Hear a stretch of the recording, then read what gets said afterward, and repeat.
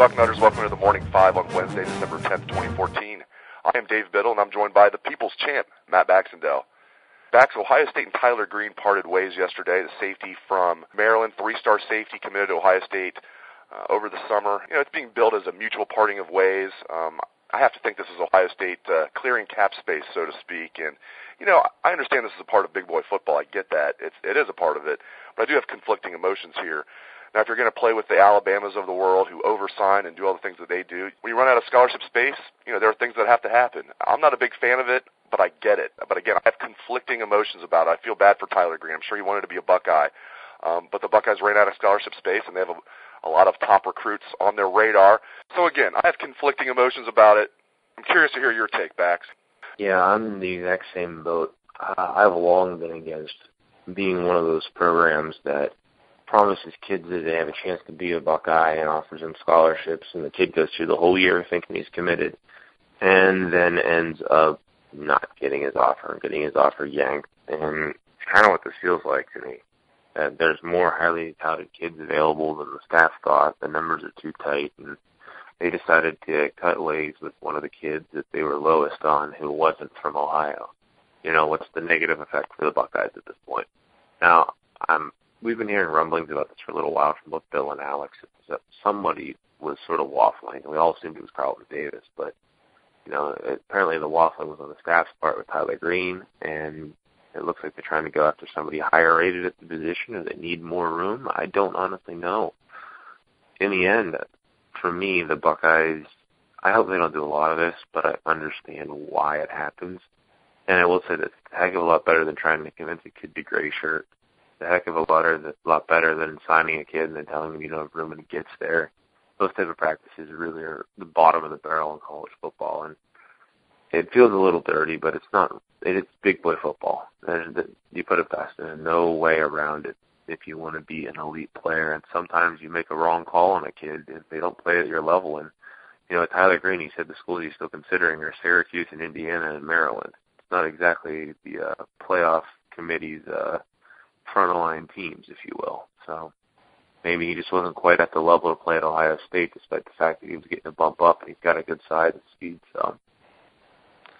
Yeah, we wish him well. Again, a three-star safety from Maryland. I have to think he's probably going to stay home and play for Maryland. You mentioned Bax. That's one of the schools he's considering. And we wish Tyler Green well. Very nice young man and committed to be a Buckeye when things were not going well on the recruiting front. So we wish young Tyler Green well. Moving on, wrinkles for the Alabama game. I want to get into this. Obviously, both teams are going to have some new wrinkles. I've been doing some research. Alabama, number 2 in the country in rushing defense. We all know they have a good rushing defense. Where they can be hurt is the deep ball, the passing game, and Cardale has a big arm. So, obviously, Ohio State's going to have to take some shots deep. That's not really a wrinkle, though. We saw that in the Big Ten Championship game. What we did not see in the Big Ten Championship game backs a lot was Cardale run the ball. We didn't see the Wildcat with Jalen Marshall. I think the Buckeyes are going to have to mix the quarterback run in a lot more against Alabama. And I know Cardale is not he's not even close to Terrell Pryor or Braxton Miller as a runner. He's not even as good as J.T. Barrett as a runner. J.T. Barrett's a very good runner from the quarterback position.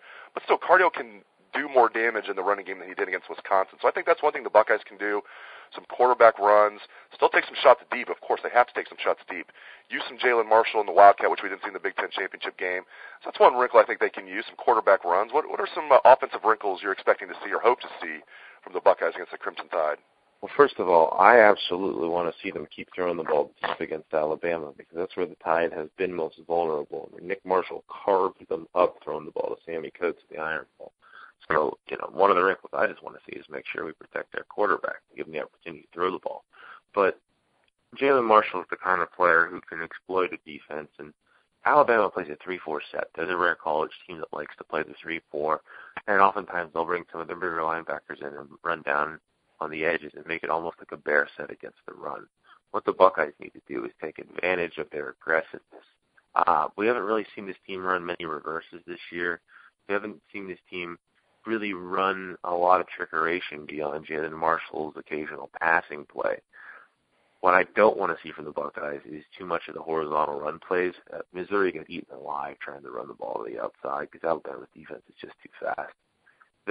To me, the big wrinkle that I want to see is I want to see the tight end on the fly route right up the middle. Just have Hireman or Vanette off the snap, right through the middle of that defense, and see if you can't catch Alabama napping, because Herman or Burnett against one of their tight ends or one of their linebackers is a mismatch at tight end. Bottom line is we need to use those two a lot. That's one, I don't know if you want to call it wrinkle, but it's certainly one part of the offense that hasn't been used a lot lately. I want to see Burnett and Herman involved, because I think there's a weakness in the middle of the Alabama defense, about 15 yards down the middle of the field. That's a good point. I think anytime the Buckeyes have tried to mix in the tight end, it's worked, and we've been saying that going back to the Tressel era. They don't use the tight end enough. Now, at least now with Urban Meyer and Tom Herman, they're so explosive that you can make the argument, well, they're putting so many points up, you kind of excuse them not using the tight end enough. But in a game like this, I agree with you. The tight end will have to be used by the Buckeyes. That's a good point.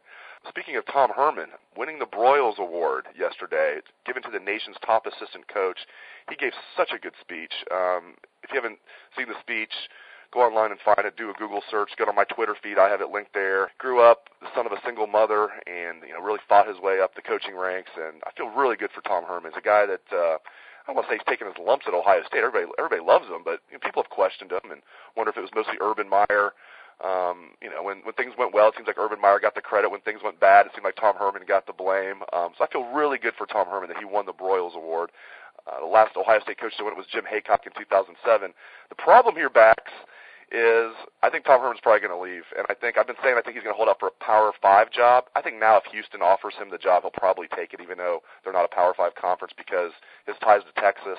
So I feel good that he won the Broyles Award. I really like Tom Herman personally and professionally. But I do think the Buckeyes are probably going to lose him now. Your thoughts on him winning the award and the possibility of losing Coach Herman to a head coaching gig?